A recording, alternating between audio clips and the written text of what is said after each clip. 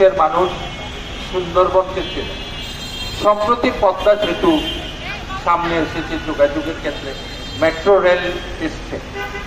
ঠিক প্রাকৃতিক সম্পদের ব্যাপারেও সাদা পাথরের দেশ কোথায়?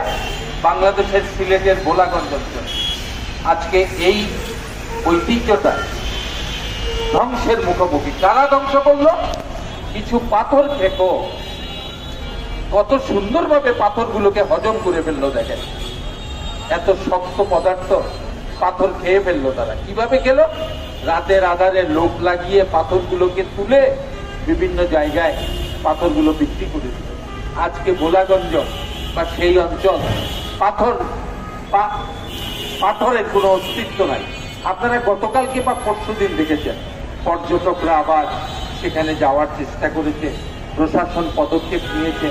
যারা পাথর চুরি করে নিয়ে গিয়েছেন সেই চোরাই পাথর বিভিন্ন জায়গা থেকে উদ্ধার করেছে, ওখানে পাথর নিয়ে এসেছে, কিছু কিছু মানুষকে গ্রেফতার করেছে। আমাদের একটি জিজ্ঞাসা, 5 আগস্টের বৈষম্য বিরোধী আন্দোলনের চেতনায় ফ্যাসিস্ট পালিয়ে গেল, তারপরে প্রায় 1 বছর হয়ে গেল এই প্রশাসনে। আপনারা যারা ইউএনও ছিলেন, এবং আশ্চর্যের বিষয় বিজিবির একটি ক্যাম্প ওই পাথর যেখান থেকে চুরি হয়েছে ভোলাগঞ্জের তার 100 গজের মধ্যে 100 ফিটের মধ্যে বিজিবির একটি ক্যাম্প। তুমি যারা বিজিবির লোকজন, তোমরা যারা ওখানে ডিউটি করছো, হাসিনার সময় তো তোমরাও আমাদেরকে গুলি করে মেরেছো, আমরা দেখেছি। কত কত সগৌরবে তোমাদের গাড়ি থেকে গুলি করে মানুষগুলোকে হত্যা করা হয়েছে। যাই হোক, আমি সেদিকে কথা বাড়ালাম না। তোমরা কি করলে? তোমাদের কি বিবেকবোধ জাগ্রত হয় নাই? তোমরা কি জিজ্ঞাসা করো নাই আপনারা পাথরগুলোকে কেন নিয়ে যাচ্ছেন? তোমাদের কাছে তো সমস্ত ক্ষমতা ছিল, তোমরাও ব্যর্থ হয়েছ। ইউএনও, আপনি ওই অঞ্চলের ইউএনও এলাকার প্রভাবশালী নেতার নাম আসছে। আজকে আমরা বলতে চাই, যাদের নাম এসেছে তাদেরকে তাদের ছোট রাজনৈতিক দল থেকে কিছুদিনের জন্য অব্যাহতি দেবে। তদন্ত হোক, তাদের যদি সংশ্লিষ্টতা থাকে, তাদের যদি বখরা চাঁদাবাজির মধ্যে কোনো ইনভলভমেন্ট থেকে থাকে, তাইলে তারা রাজনীতি করবার অধিকার নাই। তারা চোরের দল করবে, চোরের সংগঠন করবে, পাথর চোরদের নিয়ে তারা সমিতি করবে, পাথর চোর সমিতি, সেটার সভাপতি সাধারণ সম্পাদক হবেন আপনারা। তাদেরকে কিছুদিনের জন্য অব্যাহতি। আর সব প্রশাসন পাথর চুরির টাকা নিয়েছে, আমরা দেখি পত্রপত্রিকায়। তাদেরকে দিয়ে আপনি তদন্ত কিভাবে করবেন? কি লাভ হবে? চোরদেরকে দিয়ে চোরের বিচার, চোরদেরকে দিয়ে চোরের শাস্তি কিভাবে হবে? চোর যদি বিচারক হয়, চোর যদি পুলিশ হয়, চোর যদি সাক্ষী হয়, তার ন্যায় বিচার কিভাবে হবে? কাজেই এই চোরদেরকে দিয়ে তদন্ত কমিটি হবে না। তো এখন তদন্ত কমিটি কাকে দিয়ে করবে? আমাদের দাবি হচ্ছে, সেনাবাহিনী 5 তারিখের আগে সেনাবাহিনী আমাদের মানুষকে হত্যা করেছে। তাদের রাইফেল থেকে গুলি বেরিয়ে রাজপথে রাজপথে জড়েছে।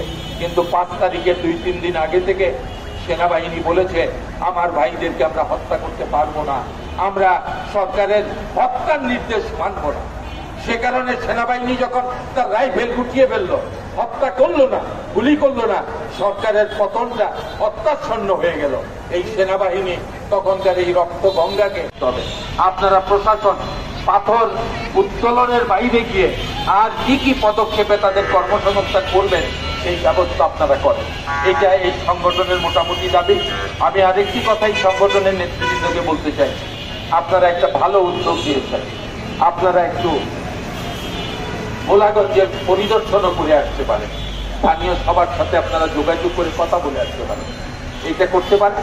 আর সম্মানিত উপস্থিতি, ইতিমধ্যে শুনেছেন সিলেটে যেতে 12 ঘন্টা 13 ঘন্টা লাগে।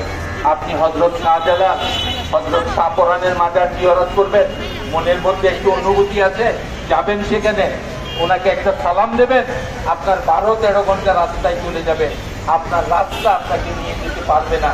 এত এত এত খারাপ রাস্তা, এত ভাঙা করা রাস্তা, মানুষের চলাচলের কোনো উপযোগী নয়। ওই রাস্তাকে 6 লেনে উত্তীর্ণ করতে হবে। সিলেটের যে সম্পদ আছে, আরো যেগুলো আছে, চা শিল্প, এগুলোকে সমৃদ্ধ করতে হবে, পাথর শিল্প, এগুলোকে সমৃদ্ধ করতে হবে, মৎস্য সম্পদ, ধান্য সম্পদ, এগুলোকে আপনি পরিকল্পিতভাবে চেষ্টা করতে হবে, সমৃদ্ধ করতে হবে।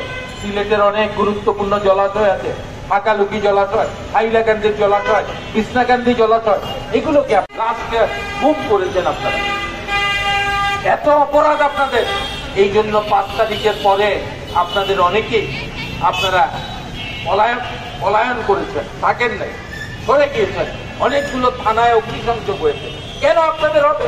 আপনারা কেন সরকারের পুলিশ হবেন? আপনারা রাষ্ট্রের পুলিশ হবেন, বাংলাদেশের পুলিশ হবেন। আপনারা হতে পারেন নাই বলে সেই শাস্তি পেয়েছেন। আপনারা গোলাগুলি কি করবেন? আপনার এসপি কি করলো?